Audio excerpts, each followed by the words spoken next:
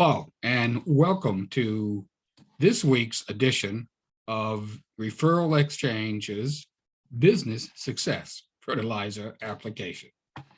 It isn't always easy to compete with companies that are bigger than you and have greater resources. However, one advantage you can have, you can be smarter than they are.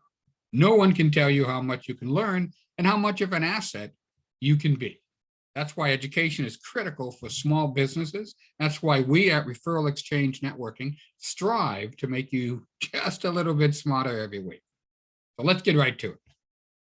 Email subject lines that work. The title of today's Business Success Fertilizer Application is an example of what a subject line should look like. I recently attended a constant contact webinar on email subject lines, and I thought I'd share some of their wisdom with you, as well as some other tips I've picked up over time. As of right now, the daily number of business emails received and sent is 124.5 billion. That's every day. Out of those, the average person receives more than 100 work-related emails.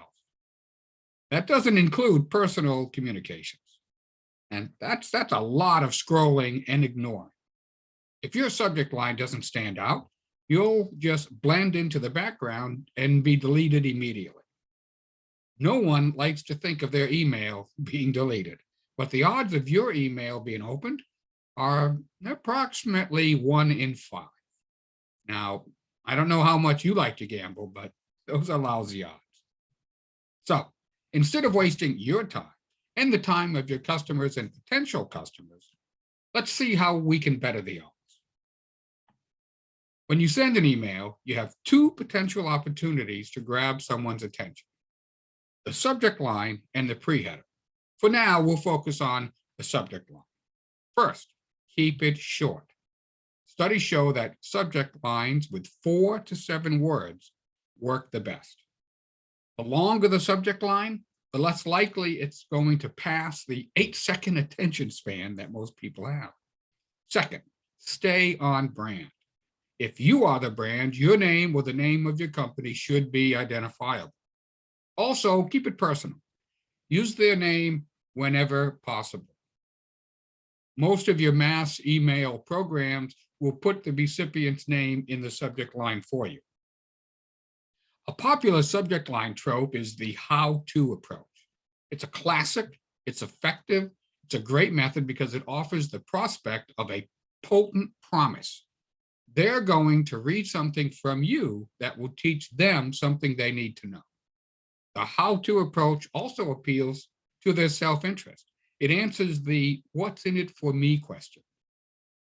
So they have extra incentive to open the email. Next, try using an email subject that offers a quick and easy fix. I know, we would all like to think that our recipients are too intelligent and sophisticated to fall for that. But we're all looking for the quick and easy fix. Phrases to include in those sort of subject lines might include "one skill," or "simplest technique," or "3 easy ways," or "the 5 keys to." There are many more phrases you can use that will get the reader's attention and motivate them to open the message. Especially in today's climate of supply chain shortages, a lack of houses on the market, the absence of available labor, using a message of scarcity in your subject line is another great way to alert the reader that your email is worth viewing. No one wants to miss out on something, especially something that others have, and they don't.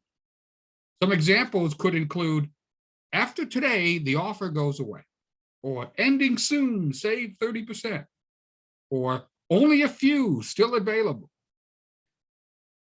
Playing the scarcity card also activates the FOMO in people, the fear of missing out, that everyone is susceptible to.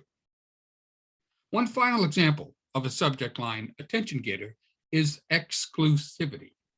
Can you tempt the consumer with an offer that makes them feel special? an offer that makes them feel they're part of an exclusive group. With any communication, subject lines included, you want to research what are the best power words to include. To learn more about power words, I would recommend Words That Work by Frank Lutz. Although there's much more to know about creating great subject lines, I would urge you to avoid any lines that you wouldn't open, because if it doesn't turn you on, it's not going to turn on anyone else. Well, that's it for this week. Subject lines, we could talk a lot more. However, I just wanted to give you some key thoughts to get you started, get you thinking. I hope you got something out of it. If you'd like to talk about anything you just heard, or you'd like to know how you can grow your business by joining a referral exchange networking chapter, or even how to start your own chapter, reach out to me at raustin@referralexchangenetworking.com. That's exchange with an X. And if you'd like to be notified whenever we post another educational video, subscribe to our YouTube channel by clicking on the subscribe button in the lower right-hand corner of this video. Okay, that's it for this week. Everyone stay safe, and we'll see you next week. Take care.